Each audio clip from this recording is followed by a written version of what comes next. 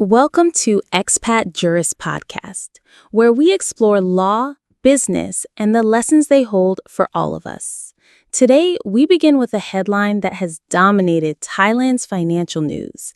It's the inheritance dispute at Dusit Thani, one of the country's most iconic hotel groups. A brand that has long represented Thai hospitality on the world stage is now caught in a family conflict so severe that it threatens the company's stability and legacy. The story begins after the passing of Chanut Pia Wee in 2023, the visionary founder of Dusit Thani. Her 3 children inherited the company with shares divided almost equally. At first glance, that looks perfectly fair. But in practice, it meant that no one child had clear control. Equal shares turned into equal power, and soon into equal disagreement. Boardroom decisions stalled, legal cases followed, and suddenly investors were watching a billion-baht empire freeze because of family deadlock. And this isn't just about one family. It's about a bigger question. How does a successful business, or even a family's hard-earned assets, survive the next generation without tearing relationships apart? To make sense of this, let's look at what Professor Kittipong Kittiyara had to say. He pointed out something very simple but powerful. Equal does not always mean fair. And that really hits home, doesn't it? On the surface, giving each child the same share looks like the fairest way, but in real life, it can create tension. Imagine 3 people holding the steering wheel of the same car. Sooner or later, you're going to crash. Exactly. Professor Kittipong explained that without a clear leader, families often run into problems. Decisions get stuck, emotions take over, and instead of building the business, everyone is busy protecting their own corner. And this isn't just about billion-baht empires. We've seen it in ordinary families too. When parents pass away, even something as simple as a piece of land or a house can become the source of lifelong resentment if there's no plan in place. That's why Professor Kittipong stresses the importance of structure. Families that succeed across generations don't rely on equal shares alone. They put systems in place, decide clearly who leads, and set rules that everyone respects. So the lesson here is bigger than Dusit Thani.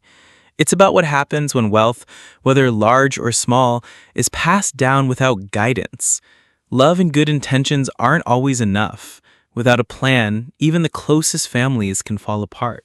When you look at the Dusit Thani dispute, it really shows how fragile things can get without proper planning, doesn't it? Exactly.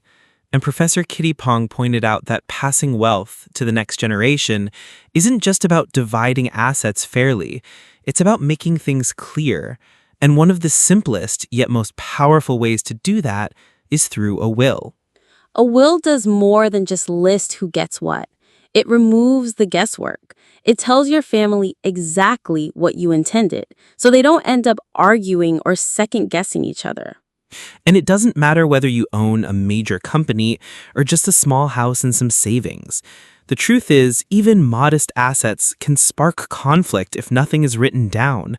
Sometimes the fights are worse when the assets are small because every detail feels personal.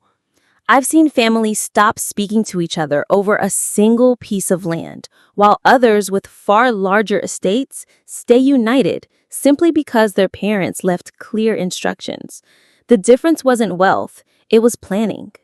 And that's the real lesson here. A well-written will isn't just a legal formality.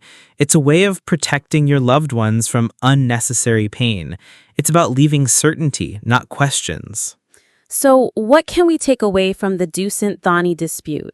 It reminds us that wealth, whether large or small, can become a source of conflict if we leave things uncertain. Exactly. And the truth is, none of us knows what tomorrow holds. But we do know that with a little planning today, we can save our families from unnecessary disputes tomorrow. A will isn't just a document. It's a message to your loved ones. It says, I've thought about you, I've prepared for you, and I want you to be taken care of without conflict. And that's something every family deserves. Peace of mind, clarity, and harmony. No court battle, no guesswork, just respect for your wishes.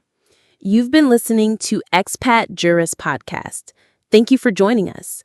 If today's story made you think about your own plans, that's a good place to start. Until next time, take care and remember, good planning today creates peace tomorrow.